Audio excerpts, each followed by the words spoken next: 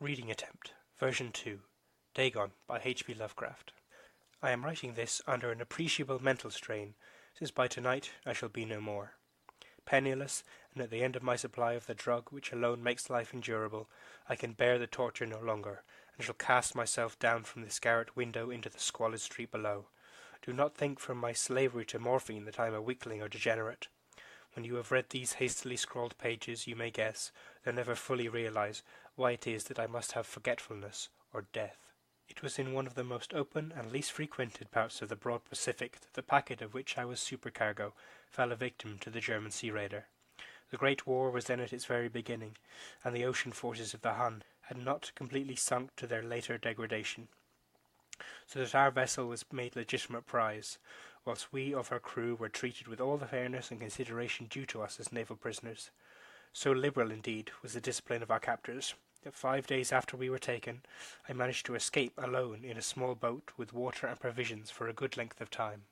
When I finally found myself adrift and free, I had but little idea of my surroundings. Never a competent navigator, I could only guess vaguely by the sun and the stars that I was somewhat south of the equator. Of the longitude I knew nothing, and no island or coastline was in sight.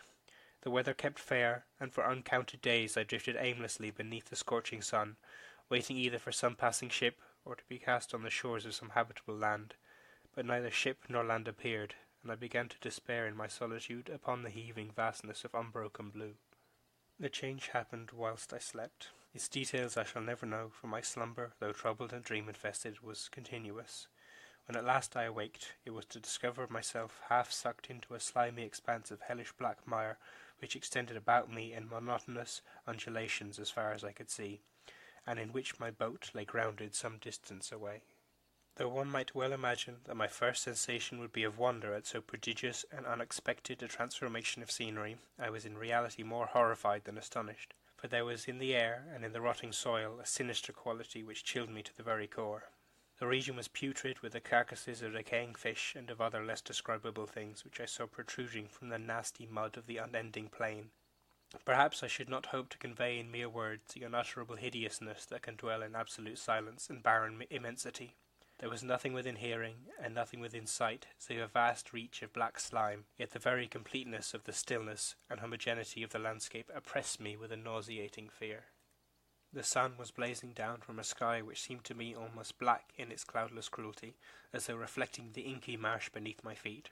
As I crawled into the stranded boat, I realized that only one theory could explain my position.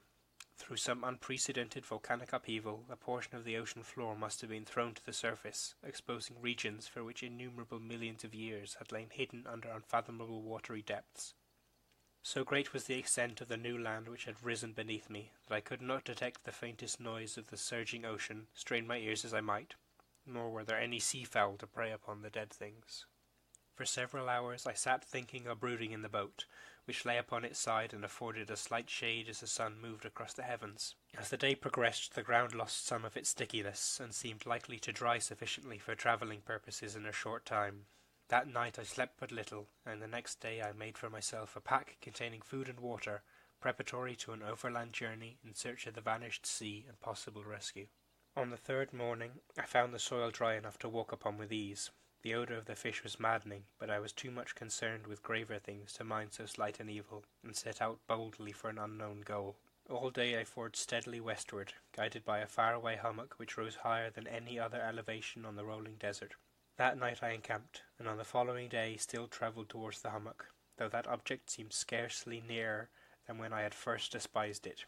By the fourth evening I attained the base of the mound, which turned out to be much higher than it had appeared from a distance, an intervening valley setting it out in sharper relief from the general surface. Too weary to ascend, I slept in the shadow of the hill.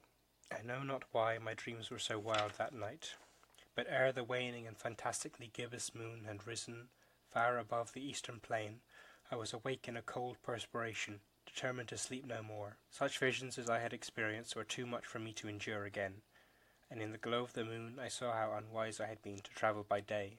Without the glare of the parching sun, my journey would have cost me less energy. Indeed, I now felt quite able to perform the ascent which had deterred me at sunset. Picking up my pack, I started for the crest of the eminence. I have said that the unbroken monotony of the rolling plain was a source of vague horror to me, but I think my horror was greater when I gained the summit of the mound and looked down the other side into an immeasurable pit or canyon, whose black recesses the moon had not yet soared high enough to illuminate. I felt myself on the edge of the world, peering over the rim into a fathomless chaos of eternal night, though my terror ran curious reminiscences of Paradise Lost and of Satan's hideous climb through the unfashioned realms of darkness.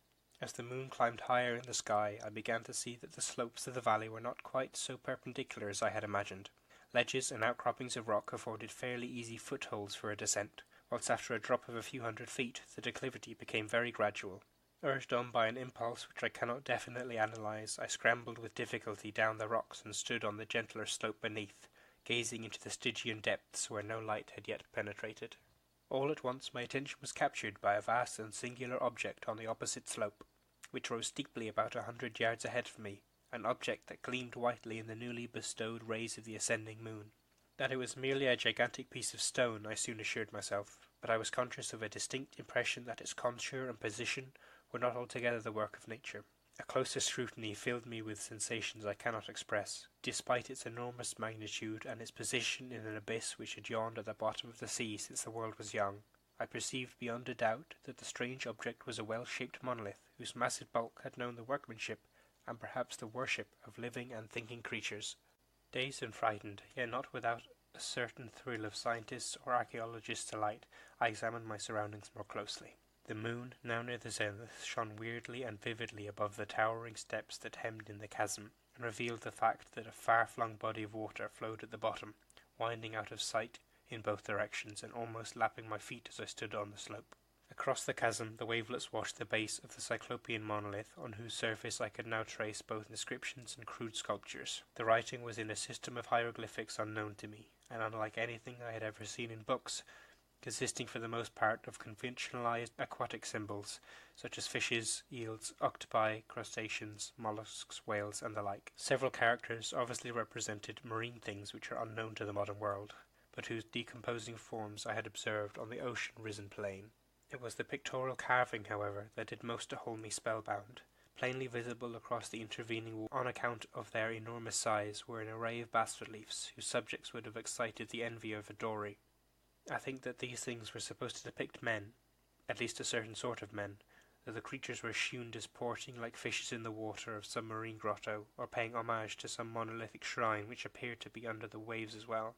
Of their faces and forms I dare not speak in detail, for the mere remembrance of them makes me grow faint. Grotesque beyond the imagination of a Poe or Bulwer, they were damnably human in general outline, despite the webbed hands and feet, shockingly wide and flabby lips, glassy, bulging eyes, and other features less pleasant to recall. Curiously enough, they seemed to have been chiseled badly out of proportion with their scenic background, for one of the creatures was shewn in the act of killing a whale represented as but little larger than himself.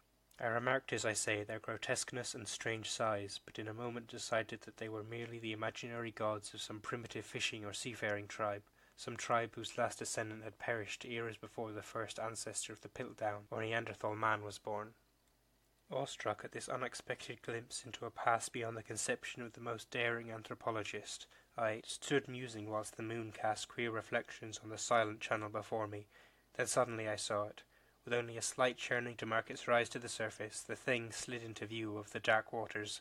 Vast, polyphemus-like, and loathsome, it darted like a stupendous monster of nightmares to the monolith, about which it flung its gigantic scaly arms, the while it bowed its hideous head and gave vent to certain measured sounds. I think I went mad then.